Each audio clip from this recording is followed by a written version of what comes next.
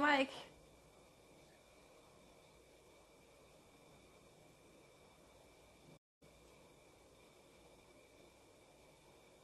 Let me just add your handle here, and then you tell me if it's right.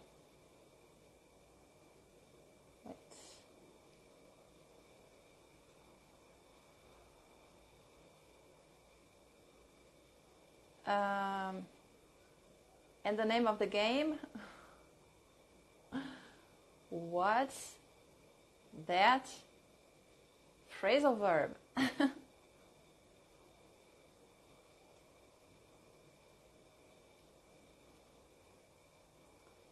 Verb. There. All right, so let me pin this and say hi to Mike. Where are you, Mike? Ask me to join. I think it works best this way. I think it's better than if I just add you here. So, hello everyone. Hello, Luciano. Today we're playing a game with a super special guest, Mike. And hello everybody. So here we are. I hope we can see Mike. Yes. Okay. Hello. How are you doing? I'm doing good, thanks. And you? Okay, me too. It's so nice to be talking to you. Yeah, I can't believe I'm doing this. I've been looking forward to this since you asked me to do this. Yeah, this is great because, well, would you like to introduce yourself to people here? Yeah, sure. So my name's Mike. I live in Toronto, Canada. I run the account Mike Coxinha. In case you're wondering, my last name is not Coxinha, unfortunately. I put Mike Coxinha here, but it's not his name, right? It's just the handle. I've been learning Portuguese for about a year and 2 months, and it's something that's quickly become a passion of mine. I absolutely love learning the language. It's been one of the most fulfilling journeys of my life for sure. Like I have so much fun doing it. It's amazing because it shows. We can see that in your feed. You've been participating in these challenges, right? Yeah. Where you need to record yourself. I love them. I love these challenges. Yeah, and, I love doing them. You're doing a great job. Yeah, thank you. I appreciate it. I love doing it. It's normally, like in the past, that's not something I would do, like post a video of myself speaking in a foreign language and then putting it for the world to see. But for some reason, I love it. I love consuming Portuguese. I love practicing my Portuguese. I love it. I have so many questions for you. First, so why Portuguese? I know because I followed, I think in one of your videos you explained that. But can you tell people here why you're learning Portuguese? Of course, yeah. So my family's from Portugal, and I've heard Portuguese my whole life. My whole life I heard Portuguese, but I never could understand it. And I always felt like I was missing out on this other world or other part of my life because I have some relatives that only speak Portuguese, like my aunts, my uncles.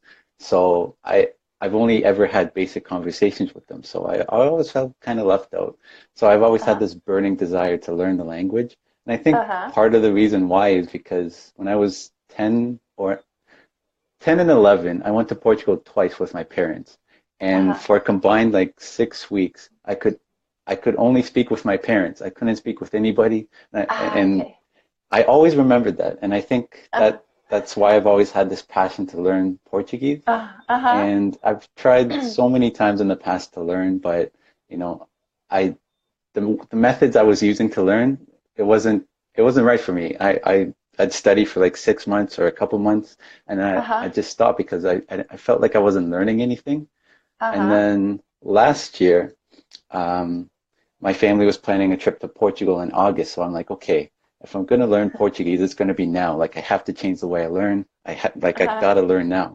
So that's when I started talking more with native speakers because I never did that before. I'm like, okay, I got to get over this fear of talking to natives because I want to learn this language. Like I've always had this burning desire to learn it. So so I've been learning for about a year and a couple months. This is very cool. So both of your parents, are they Portuguese?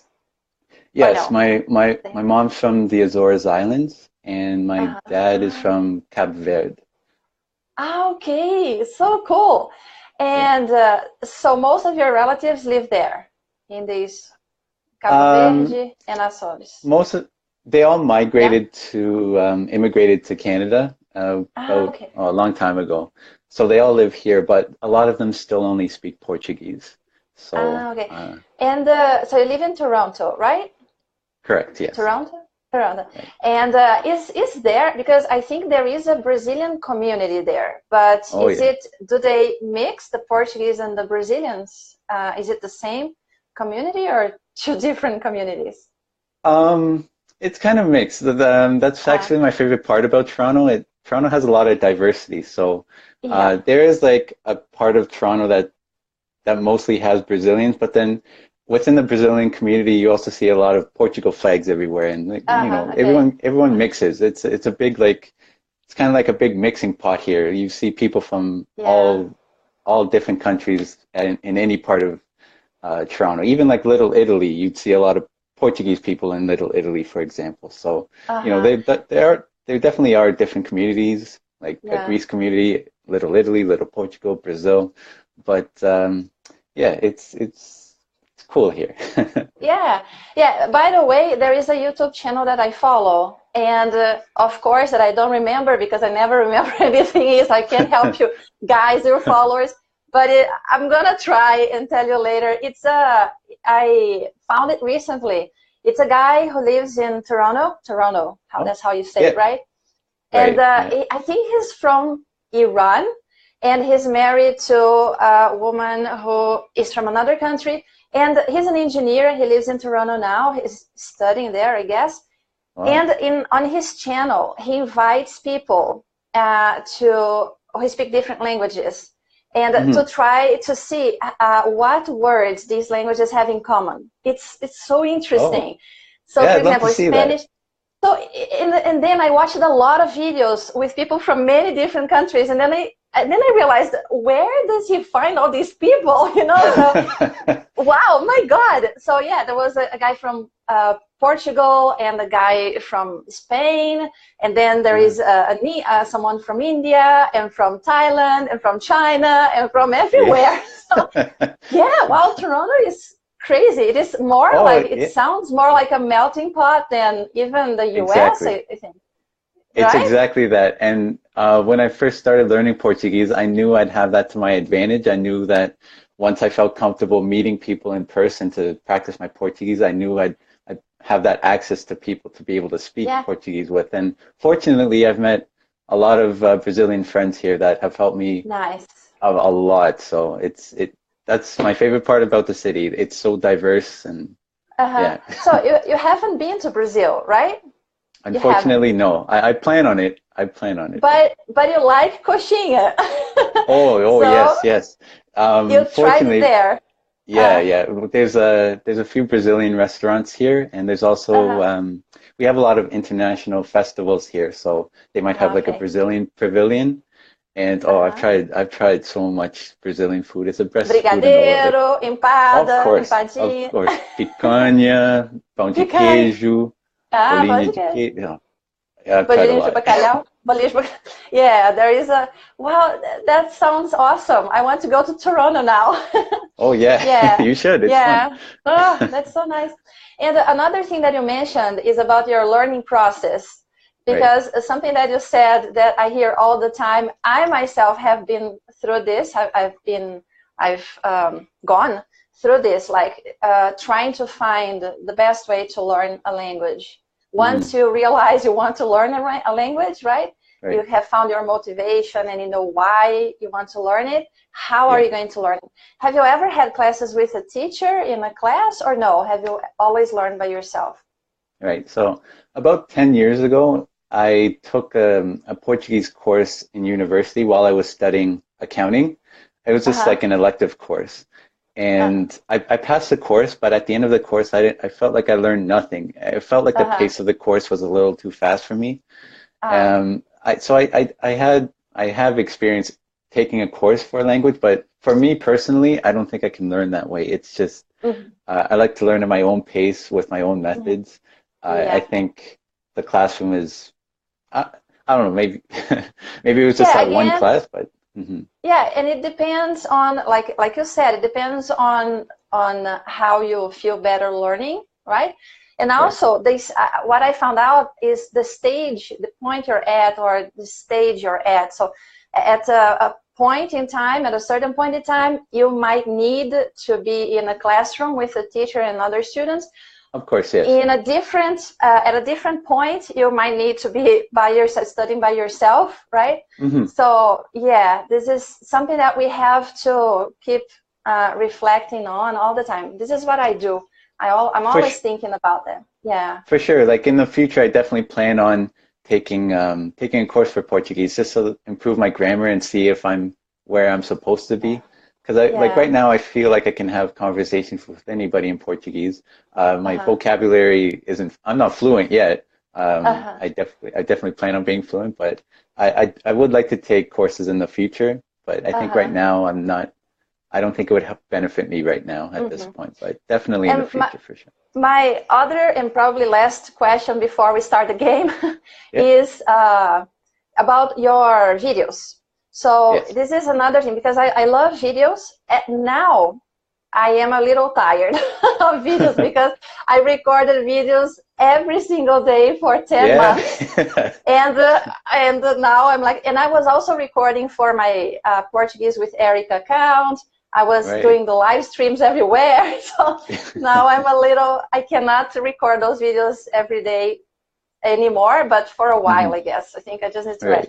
But how did you feel in the beginning, and why did you choose this to record videos? Why do you think this would help you? Well, every month or every few weeks throughout my learning, I always try to think of where I'm at and how I can improve, or different ways that I can kind of get to the next level. I never want to be stagnant and not improving. So I got to the point where I felt like Instagram might be another way for me to take another step to kind of put myself out to the world and have Brazilians correct me, and at the same time maybe I can help them, because I also give English tips as well. So and that's part of the reason why I also created my Instagram account, is because through my learning I've been talking to so many Brazilians on a daily basis that they have so many questions for me that maybe other people have the same questions about. So then I could just share my answer and help as many people as I can. So that's great. That's great. Yes. So yeah, besides practicing your Portuguese, you also give tips, right? English tips. Your videos are great, by the way. The content is awesome. Very practical. Very well done. All the videos and everything. I recommend. I appreciate it. Thank you. All right, so let's get started with the game. The game is, what's that phrasal verb? I don't know. I couldn't find a name for the game. So this is a good exercise for me, because phrasal verbs are you have to be in constant contact with them, trying to use them to practice. Otherwise, you will never use them, and it's hard for the students too. So it's something you teach also, right, in your account? Sometimes you do some expressions, right? Yeah. All right. So this is a simple game. It's a guessing game. You can start. You're not going to say what phrasal verb it is. You're just going to explain it in somehow using synonyms, or maybe trying to illustrate it. And then I'll try to guess, and people here can try to guess too, of course. Sure. All right. So how about you start? All right. So my first phrasal verb, I think it's kind of easy. So when you sleep and you open your eyes, you do this. So for example, okay, go ahead. Tonight I'm gonna go to sleep, and in the morning I'm going to blah blah blah. Let's see if someone can try to guess. Hello, them in English. Demit English is here. Hello. Hello, Camila, Paulo. So it's your time to guess. I'm going to give you some time, and then I will say what I think it is. Yeah, so it's when you open your eyes in the morning. And this is interesting because some students, they confuse this phrase. I think this is the phrasal verb I'm thinking of. Yeah, exactly. Luciano. Luciano says get up. And there is a difference, right? Between get up and your phrasal verb, which is this one here, what Rafael said. Is that right? Wake up. Yep, it was wake up. Wake up, wake up. So what's the difference between wake up and get up? A lot of people use get up the same way as wake up for sure, but get up can also be like if you fell and you're just getting up, like you're getting up off the floor. Yeah, but that's right. people also say get up when they're waking up. It's actually getting out of bed, like getting up. Yes. Yeah, wake up When is you just wake up, opening up your eyes. You could still be lying down, but right. Yeah. You can have a lie-in, right? Yeah, there you go. Lie-in is a good one. It's a good word to teach at a certain point. Very nice. Okay, mine is not very, because the thing is, I like to get my phrasal verbs from podcasts. I get the transcript. So it's a way for me to learn more, you know, how they are used. So mine means to remove something. So you remove, when you remove something from someone, so this person doesn't have it anymore. These two words, it's a phrasal verb, two words, but when you can put them together and it becomes a noun, and it means the summary, to sum up, to it's hard. Okay, my explanations are good. So it means to remove, to, you know, you have something, and then you have a brigadeiro, and then let's see. Oh my God, how can I explain this one? I think I might know it. I'm not, actually, I don't think I do. Maybe this is hard. So when you combine it, it creates a noun that... A noun, that means usually when there is a story, a long story, the last paragraph, which is usually to sum up the whole situation, is the... So we say, when a person is telling a story like 1 hour, for 1 hour, and then at the end the person says, so the blah, blah, blah of this story is ta-na-na. Take off. No, take, it's take, but it's not off, it's not back. It's not, it's take something. It's take and a preposition or adverb, I'm not sure. Take and a, well, it means conclusion, but it's the, I've been hearing this word a lot. I don't know if it's recent. You know, I don't know if it's been used more recently. Take away, there you go, take away. Excellent. Take away. Oh, okay. Do you use this word? Do you use take away? Oh, now that I think about it, yes. It's. I don't hear it often, but you can use it that way. Like, oh, the takeaway from this story is, or yeah. Yeah, the takeaway from this story, and so people don't use it in this way, like to take hope from, to take hope away from someone, or to take a brigadeiro away from someone. Do people use it this way? Oh yeah, for sure. That's common. Like, I'm taking away your brigadeiro or whatever. Yeah, that's okay. All right. Yeah, for sure. Okay. I thought it was more going to take something away from someone. All right. Very good. That's right. Okay, that was a hard. I think mine will be a little hard, but let's see yours. Go ahead. Yeah, I'm a little embarrassed that I didn't get that right. No. Oh, but there's another question. Well. Do you think there is a difference in terms of phrasal verbs between the ones that are used in Canada and in the US? Or no, it's kind of the same. It's the same, right? It's the same, yeah. I think the only difference English-wise is different spelling for some words, but it's very minor. Like the word favorite.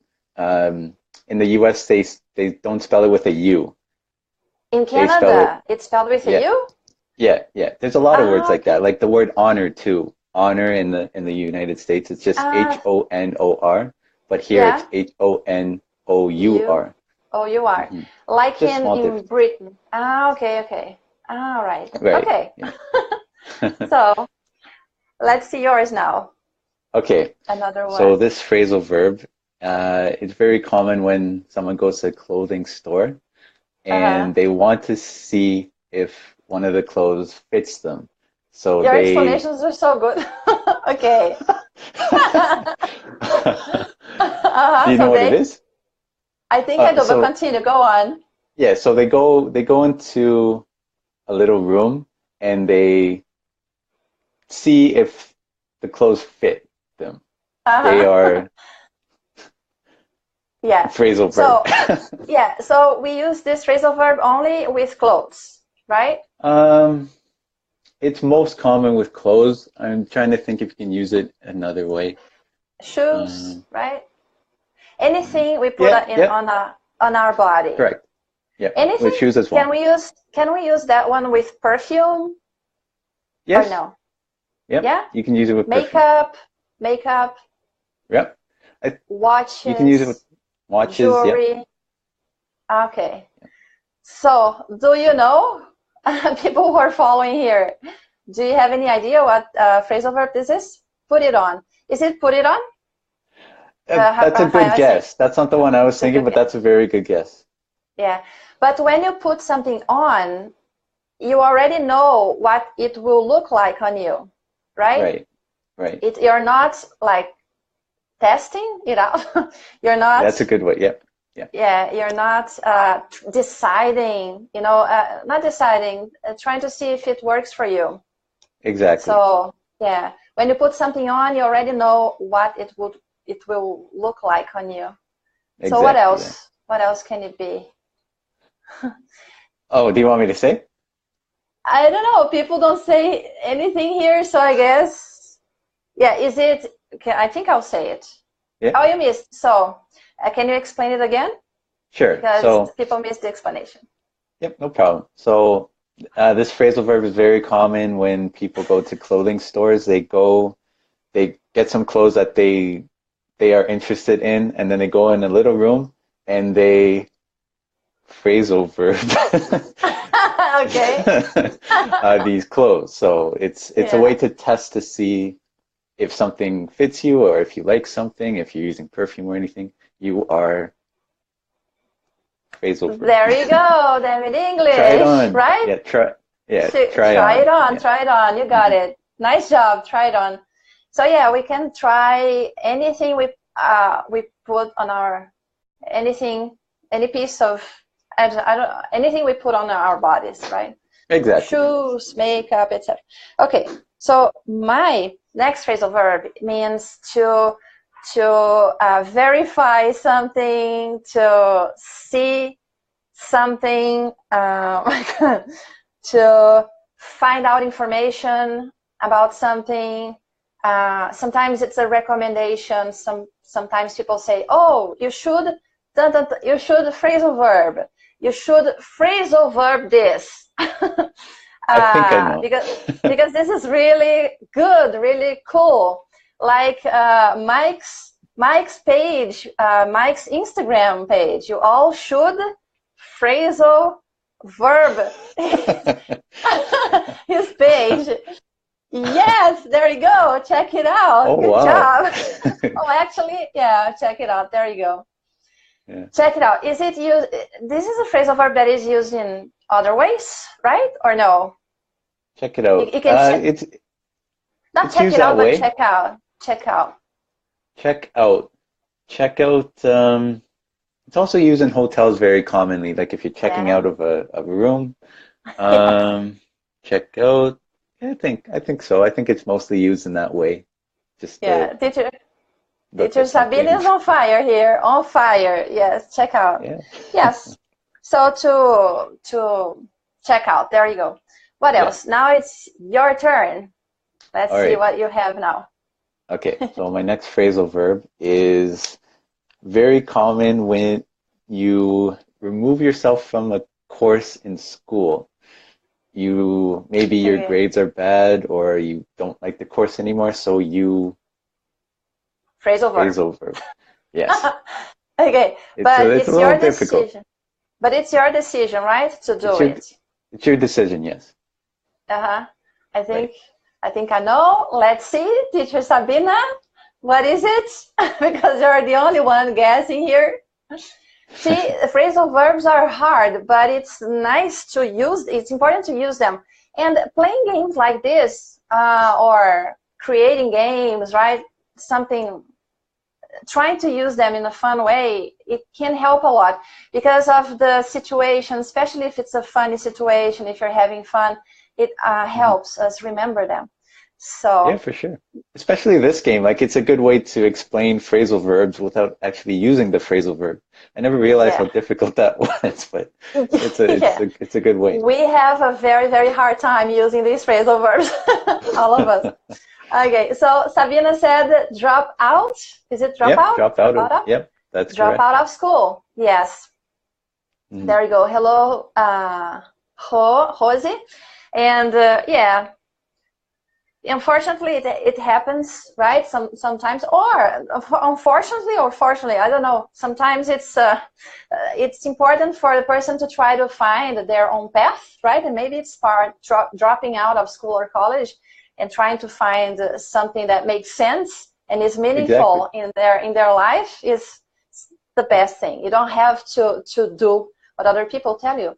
All right, sure. Sabina, great job, great job. Oh my God, let's see my difficult phrasal verbs here.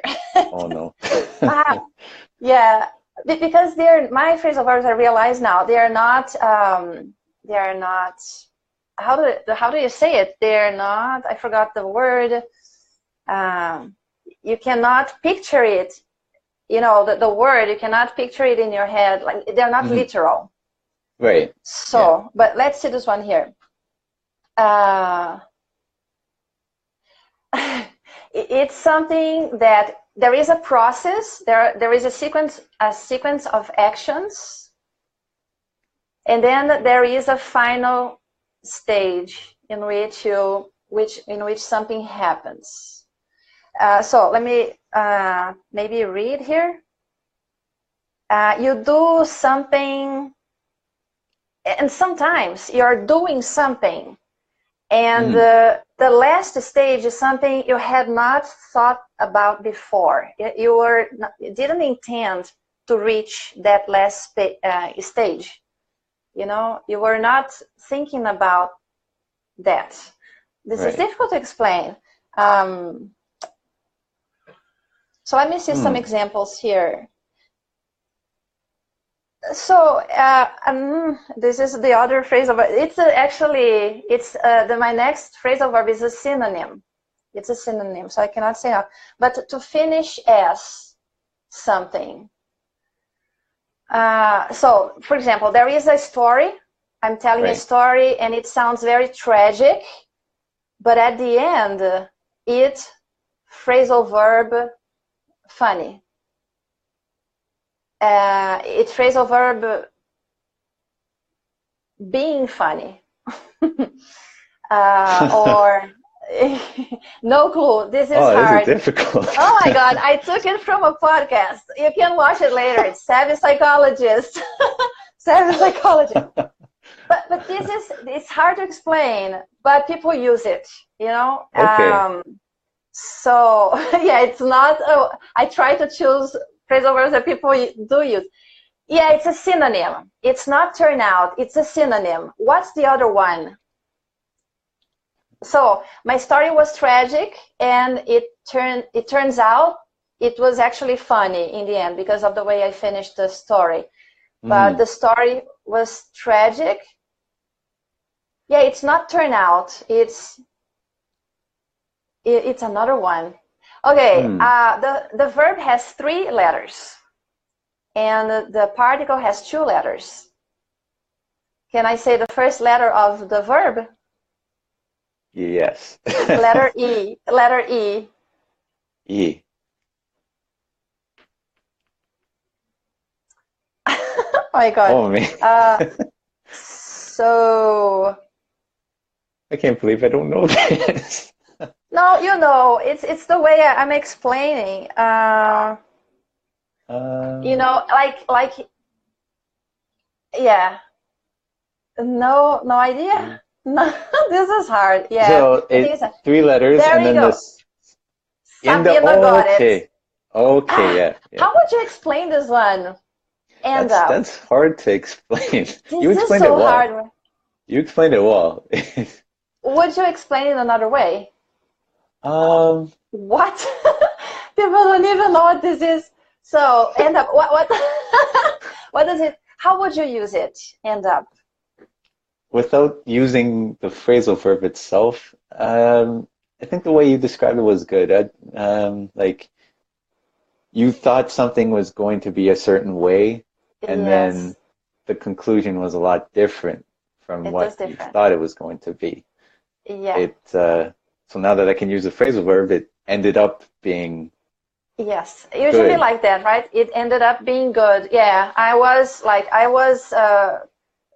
too tired. I was invited to go to a party. I was very tired. I think it would be boring, but I went anyway, and it ended up being super cool, fun. I had Exactly. fun with people. I wanted to go to the theater, but I ended up going shopping, maybe, yes. There you go. There you go. Yeah, Yeah, I ended up, yeah, my plan was one thing and I ended up doing something else. So, yeah, exactly. there is an idea of contrast here, right?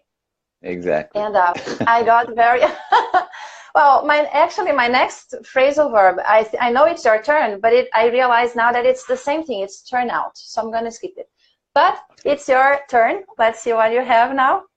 All right. So my next phrasal verb is to when you do something bad Uh-huh. and you escape blame. So there's a popular series that has this phrasal verb in the title. So This is hard. Okay. if someone does something really bad and no one knows that they did it, or they escape all blame, then they phrasal verb. Yeah. Oh, Sabina got it. Oh my God. Get Yeah, away. get away. Get Get away, away? yeah. Oh, it's the Get away series with. Get Away, How to Get Away with Murder, or Exactly. no? I This haven't one? watched it. I haven't sorry? Get away with something. Get away with something, right? Right, exactly. Get Yeah. away with Yeah. something. I watched that TV show, How to Get Away with Murder. Was it It's good? crazy. Yeah, it's very good, but it's super fast. There are so many TV shows today. They're so fast. Yeah. uh, there's so many things happen all the time, and yeah, but it's it's a lot of fun. I like Oh, it. that's good. Yeah, I'll probably How to watch Get it one Away with day. Murder. I've never Do watched it, you but I've heard a lot of it. do you watch TV shows?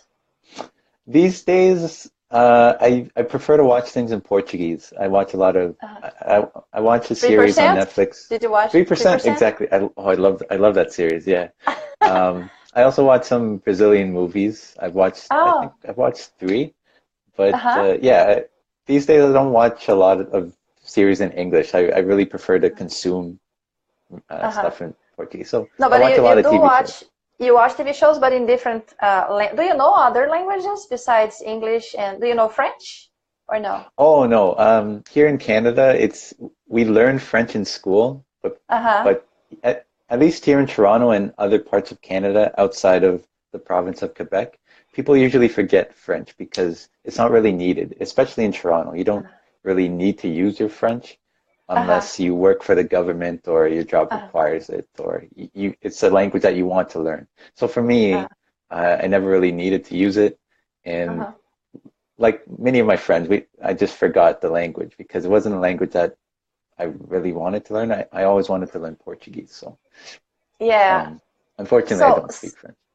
Sabine is asking you, where are you from in Canada? Oh, yeah. I'm from Toronto, so that's in the province of Ontario, if you're familiar with that. It's Toronto's the biggest city in Canada. Uh-huh. It's similar to New York, but it's like a smaller version of New York. Is That's probably the best way to describe it. Tall buildings, very busy, but Uh, it's a lot quieter. It has a lot of parks, so it's not exactly New York, but it's just a smaller version of it. you take a lot of pictures, you post them on your feed, right? On your Instagram page, Right, yeah. right? I like Yeah, to, yeah.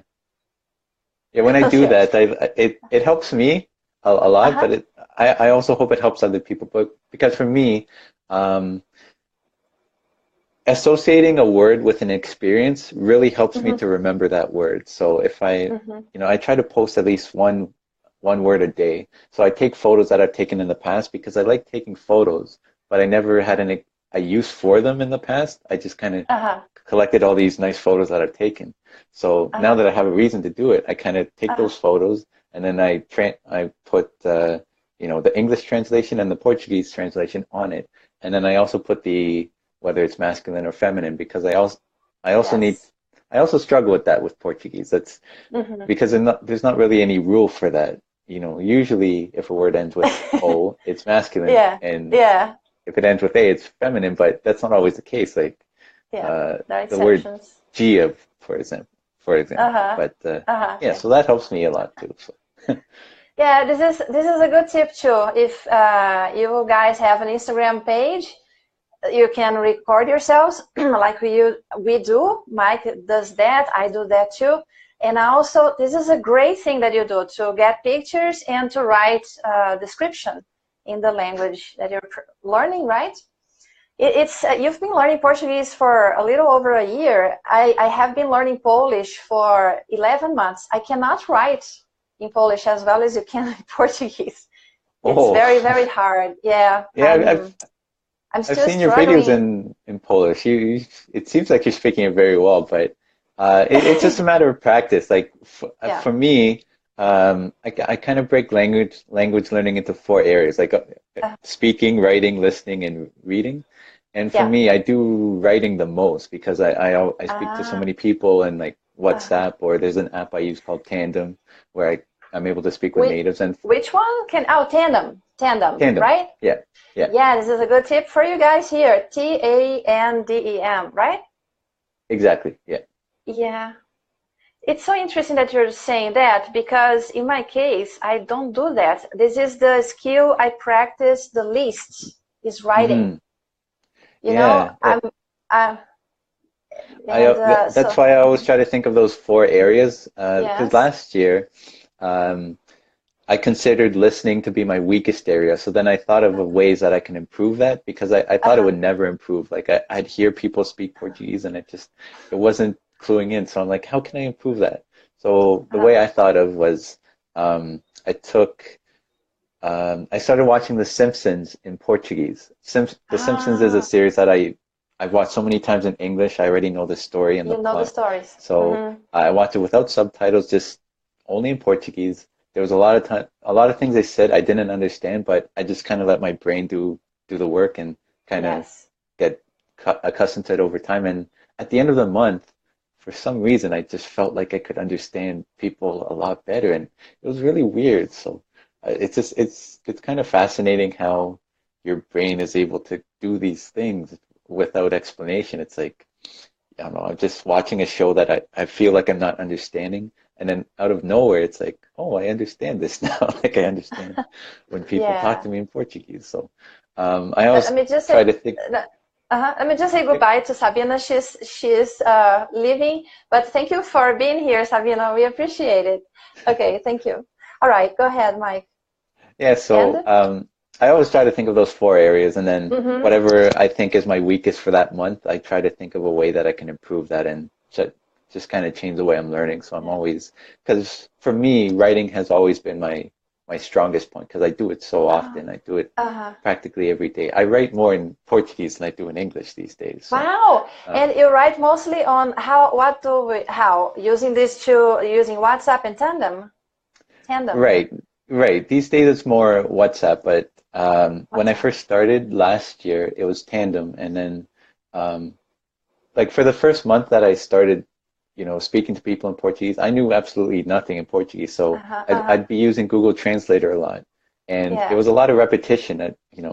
I'd type in something, I'd copy paste it, and my brain kind of saw patterns. So after a month, even though I was using a translator, it got to a point where I no longer needed to use them, because I already knew, like, how to say good morning, good afternoon, good night, how are you doing, how's your day, things like that. So so that was for the first month, and then I just got kind of used to it, and then it got to a point where for what I wanted to say, I knew more than what I didn't know. So then it was only a matter of just like plugging in words that I didn't know. Like, oh, Uh-huh. how do I say, frozen in Portuguese? And then I'll look it up Yeah. and be like, okay. And then kind of learn that way. So at this point, Yeah. I don't need to use a translator, thankfully, Oh but my God, that's awesome. That's yeah. awesome. Because I'm not at this point yet after 11 months, because I don't know if I'm lazy to type in the words. I use WhatsApp on the computer, on the monitor. Mhm. Because I cannot write long messages here using on the cell phone, the smartphone. Yeah. And I think, yeah, I don't know, I have a problem with writing. And so this is my weakest skill. Hmm. And actually, people usually say that speaking is more difficult. So that's why I asked you about recording yourself, because people are always asking, "Oh, how can I start speaking? I can't speak. I have studied English for 10 years and I can't speak. I can't say anything." Right. So I was very concerned about that in the beginning when I started learning Polish. So I decided Hmm. to focus on that, especially pronunciation first. And but my texts are all I write in English. I use Google Translate, and it's so weird because when I see the text in Polish, I'm very frustrated because I think I would have never thought of that word here. Right. I don't know, and Right. then I would never have thought of that word order, or I Hmm. would have written in a different way. So I feel a little frustrated. I don't know. But I'm insisting, and yeah, and I think that's normal because I have the yeah, same problems with Portuguese sometimes. Sometimes, I feel like I know a lot. I feel like I can communicate, but then there are times when it's like, because on a daily basis, I try to read at least one article in Portuguese on the internet. uh, And uh, there are a lot of times when I read a sentence and it's like, there's maybe like a different tense that they use that I wouldn't have thought of using, like words that end with like ESSE, those kind of words, or ok. Se eu those kind of pudesse, yeah, exactly. escrevesse, Exactly. uh-huh. So those kind of tenses, those kind of like word Subjunctive, structures. that's a subjunctive, yeah. Yeah, Yeah. this is hard. But yeah, but the point is, something that you said that is super important. You trust the process. That's what you're doing, right? Oh yeah. Like when you said, "Oh, I started listening and I let my brain do the job." You Right. trust the process. You don't feel frustrated and then you say, "Oh, I'm gonna stop because I'm not learning anything." You just Mhm. continue, try to find different ways, right, to learn. If something's not working, you drop it. If you probably test many different things, right? You Mhm. talk to Right. people. And this is so important. This is very, very important. Yeah, that's like if I were to give advice to people learning language, there's two tips I would give regardless of the method that you're using. The first is consistency. So Yes. like at the beginning, give yourself a plan and just remain Yeah. consistent with that. Even if you do like just a little bit of something in your target language per day. Mm-hmm. Like just do a Mm-hmm. little bit because if you slack off, then if you slack off a little, like one day, he's like, oh, I'll do it tomorrow. The next day you might think, oh, I'll do it the next day, and then it's a slippery slope, and then you end It up never happens. Yeah. not wanting to learn. So I think being Yeah. consistent is very important, You and end that's up what using the phrasal verb. You use the phrasal verb. You end up exactly, losing the most. exactly, exactly, Okay, so exactly.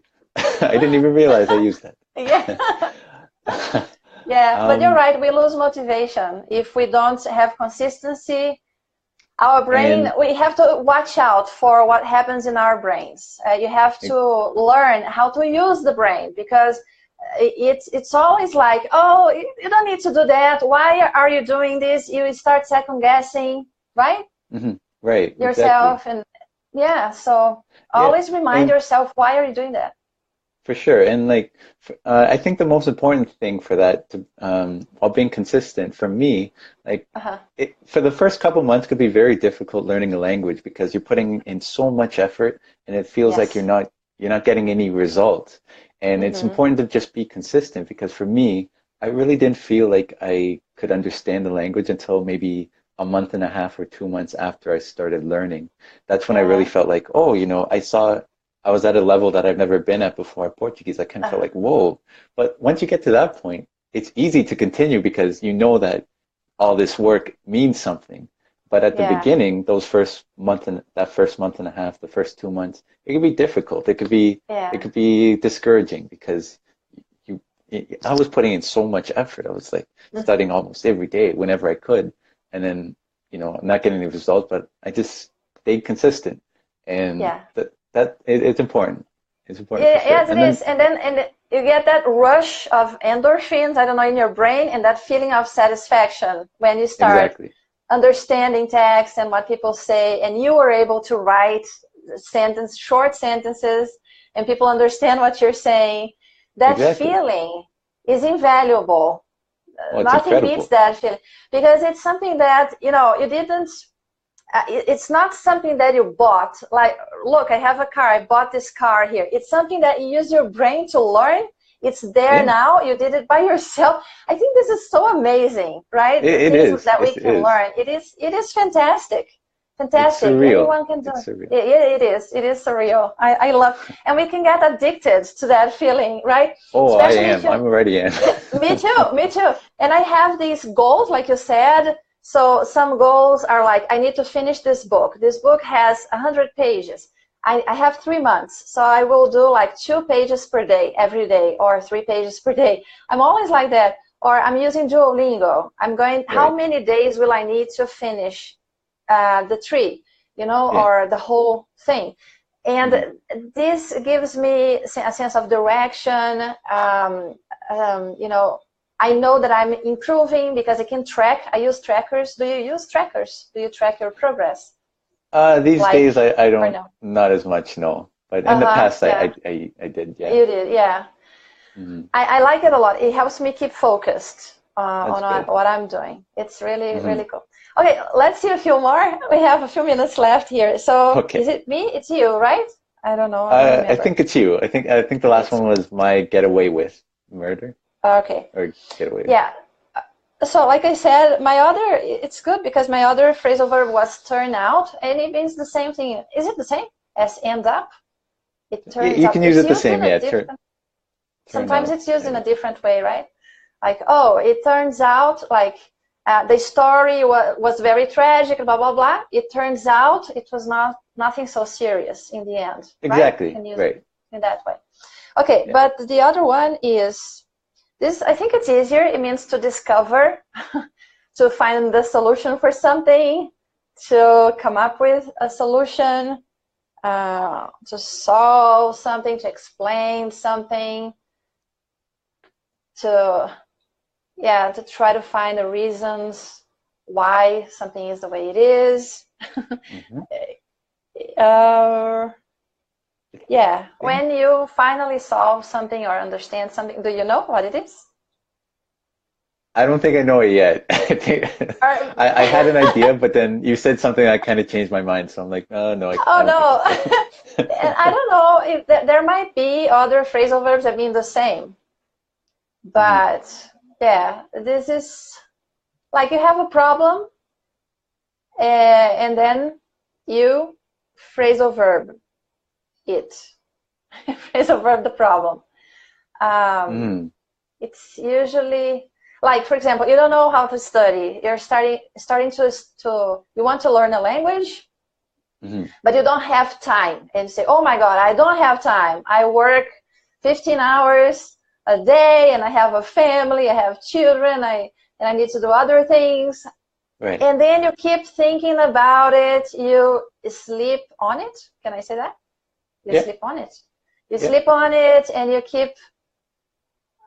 What's this phrasal verb? So you think it over, and finally, probably the next day, you have it all. Phrasal verb. Okay. I think I know. Okay, so I don't think people will guess. Guess here, so you can go ahead. Is it figure out? Yeah, there we go. Figure it out. Oh, figure something. I'm so happy I got at least one today. Yeah, and it's interesting because this maybe we don't realize we use them, right? In your case, being a native speaker, you don't realize you use all these phrasal verbs, and And Yeah, yeah, because it's like automatic, right? We don't even think about them. exactly. Someone asked me like a couple weeks ago to explain some phrasal verbs to them, and to me, I didn't Uh-huh. even realize how hard it is to explain phrasal verb because for me, it's something natural, like all these different Yeah. phrasal verbs. So I can imagine it could be something very hard to learn for someone who's Yeah. not native for sure. Would you give a tip on how to learn them? To I've thought about tips before. I think the only way is just to expose yourself to them. Try using them, Mhm. listening to them, do reading. do you use those like flashcards and those, how do they call them? SMS? No, SMS. No. Those space SRS, not SMS. SRS, spaced repetition systems. Do you use something like that? Uh, Do you know? yeah, Like I haven't used it Anki as or Anki. See, yeah, Anki? Anki I use sometimes for sure for definitely words that I notice that I want to remember, but it's just not sticking in my head. Like the word Yeah, for regret in Portuguese, I put that into Anki. I'm like, that's a word that I need to know. I want to use a lot, but I always forget how to say it. it's a So long I put word. that. Yeah, I put words like that whenever I notice that a common Yeah, word that I should know. I put it in there, and then I use it once in a while for sure. It's a good way. yeah. Yeah, it's a good way for phrasal verbs. It's very popular, these spaced repetition systems like Anki and Quizlet and even Duolingo, they have a system like that. Or Mhm. flashcards, right? Manual For sure. flashcards. A lot of people use them to learn phrasal verbs. And I And think also, uh-huh, yeah, go ahead. the app Memrise kind of works in that way. Like Yeah, if the app notices that you're struggling with certain words, it will bring them back yeah. up uh, Yes. rather quickly at a certain point. And that's an app that really helped me when I was first studying Portuguese for sure. Yeah. Yeah. Excellent. Very good. Well, like I said, I think I need to end early. I have a class in 5 minutes, but it Oh, no was so problem. cool to have you here. Thank you for having accepted the Oh no, invitation. It was honestly, a thank you. pleasure talking to you. It was such a pleasure. I've been looking forward to doing this since you asked me to do it. I'm so thankful for the opportunity. It was fun. I Let's had a do great this time. again. Yeah, let's do this again. Let's play other games. We can Please, schedule please. other days. It was a lot of fun. Wonderful. So thank you. Thanks everybody who joined us today, and we'll see you next time. Okay? Yeah, So yeah, for sure. bye bye. See you. Bye bye.